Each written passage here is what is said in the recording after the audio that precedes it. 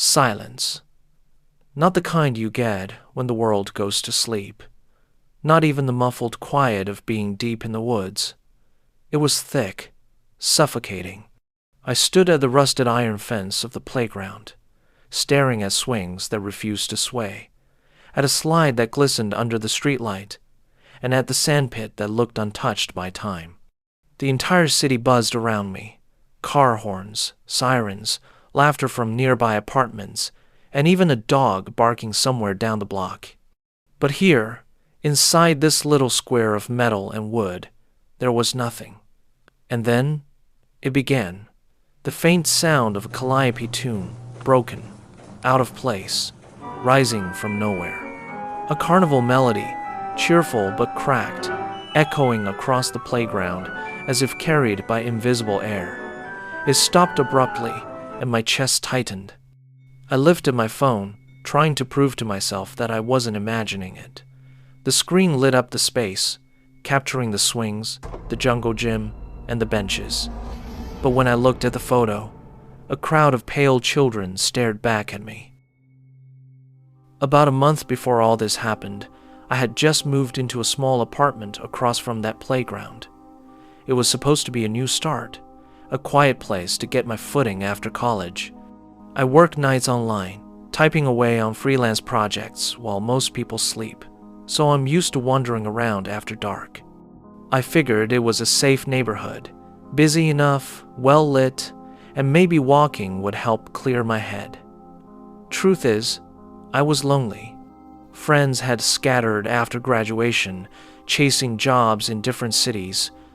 I told myself this was the start of something better, but it felt like the opposite. The city moved too fast. The walls of my apartment closed in on me, and sometimes the silence in my own head felt unbearable. That first night, I noticed the playground, but it wasn't the sight that unnerved me. Playgrounds at night are creepy enough, sure, but I expected to see maybe some teenagers hanging out or a stray cat pawing around in the sandbox. What got me was the silence. The street corner was bustling with cars, the glow of shops still open, and people chatting on the sidewalk. But the second my eyes fell on the playground, it was as if everything cut out. No insects, no breeze, no rustling trees. The silence stopped right at the fence, like an invisible wall had been drawn around the place. I stood there too long, trying to rationalize it. Maybe the streetlight buzzing in my ears was drowning out other sounds. Maybe I was just overtired. That's when the calliope tune started. It was faint, crackling, like an old radio struggling to come alive. Notes rising and falling, cheerful and off-key, drifting through the playground. And then it cut out, just as fast as it began. I laughed nervously, told myself it was just some trick of sound from a block party down the street. But something about the tune felt ancient, like it didn't belong here. To prove I wasn't losing it, I pulled out my phone, aimed at the swings, and snapped a photo. I looked down at the screen and felt my blood turn cold. They were standing there, dozens of children, faint and pale, surrounding me. Some clutched broken toys, others had wide, glassy eyes, but all of them stared straight into the camera. I lowered the phone instantly. Nothing. The playground was empty, but the swing on the far left shifted once, slow, deliberate, like someone invisible had just stepped away. And I knew, deep down, this wasn't just a trick of the light. Something was watching me. Why would a playground in the middle of a crowded city feel like the dead center of silence itself?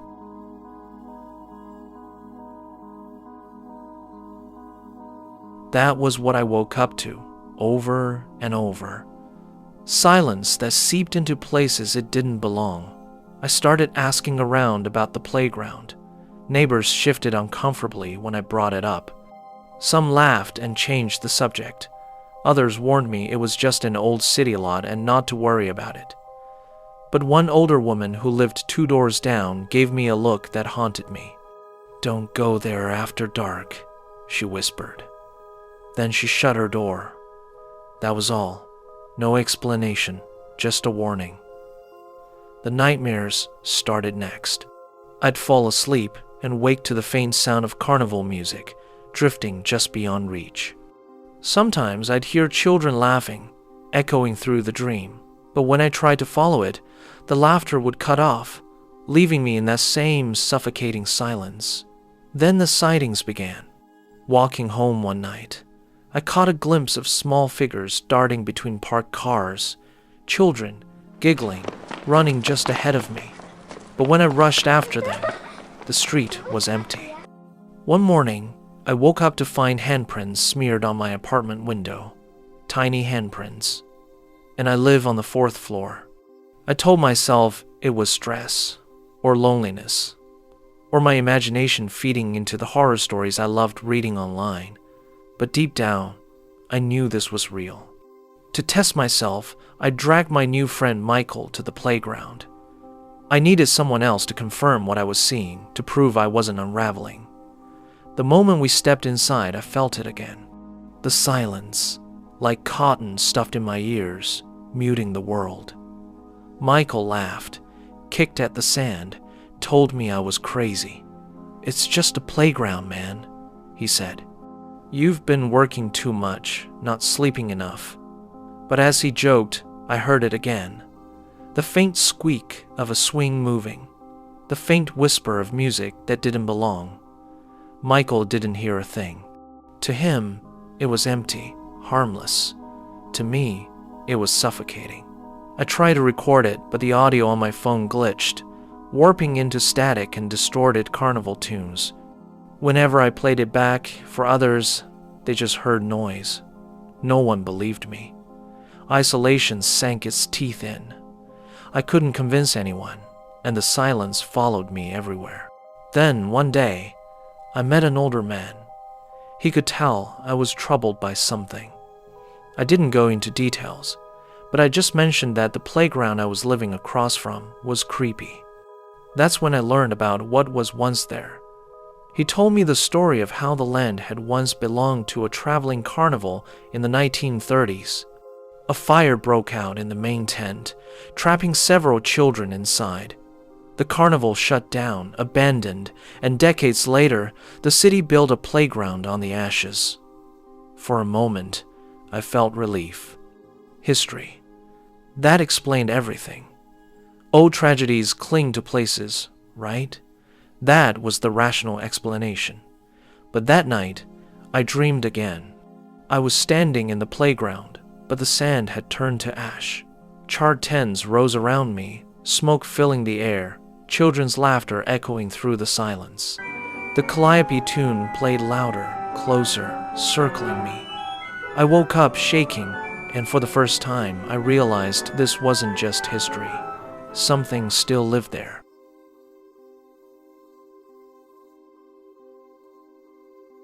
By this point, I was certain the playground was targeting me. The nightmares, the photos, the silence that followed me like a curse. So one night, just past midnight, I walked back to the fence. My hands shook, but I had my phone ready. If I was going to face it, I needed proof. The silence hit me the second I stepped inside, heavier than before. The city behind me might as well have disappeared. And then, like clockwork, the broken calliope began again, winding its cracked tune through the air. I braced myself, expecting to be attacked, expecting the pale children to appear around me. But instead, my attention was pulled toward a swing where a boy was seated. He looked maybe 6 or 7, wearing striped pajamas, hair messy like he'd just rolled out of bed. For a heartbeat, I thought he was real, a neighborhood kid who'd wandered in. I shouted for him to get down, but no sound left my throat. The playground swallowed it whole. Then, others appeared. A girl crawled across the seesaw, her glassy eyes fixed ahead. Another perched on the swing, staring at nothing. One by one, they came, forming a circle in the sand. They didn't blink, didn't laugh, didn't breathe. That's when it hit me. The playground wasn't after me, it was after them. Living children. I bolted toward the boy, desperate to grab him. But when I reached out, my hand passed straight through his body like mist. He wasn't alive. None of them were. I glanced down at my phone, still recording, and nearly dropped it. The screen showed them differently. Pale, burned, some missing limbs, others charred black.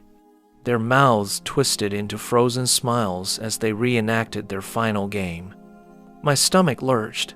These weren't playful spirits. They were echoes of children burned alive, imitating life, waiting for new ones to join. And I understood, with soul-deep horror, that I was powerless. I could see them, but I couldn't stop them.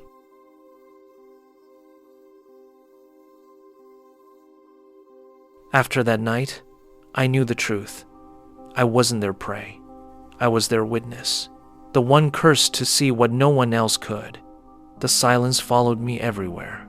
Crowds in the street seemed muted, conversations dulled, like the world itself was slowly being swallowed by the same hush that lived inside the haunted playground.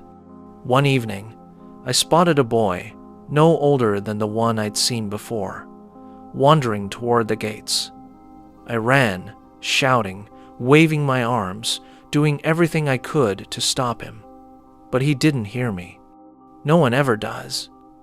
The gates creaked open on their own. The faint calliope tune drifted through the night. The child stepped inside, and the silence slammed down like a curtain. I couldn't follow. All I could do was stand there as the playground swallowed him whole. Since then, I've recorded everything that seemed supernatural. Photos, videos, voice notes. I've tried to warn others, online, in person. Neighbors laugh, call me paranoid, tell me there's no such thing as a haunted playground. But I see it now for what it really is. By day, bright and harmless. By night, a trap, a haunted playground, hiding in plain sight. Weeks later, someone else snapped a photo of it at night. I saw it online, shared around as a creepy coincidence.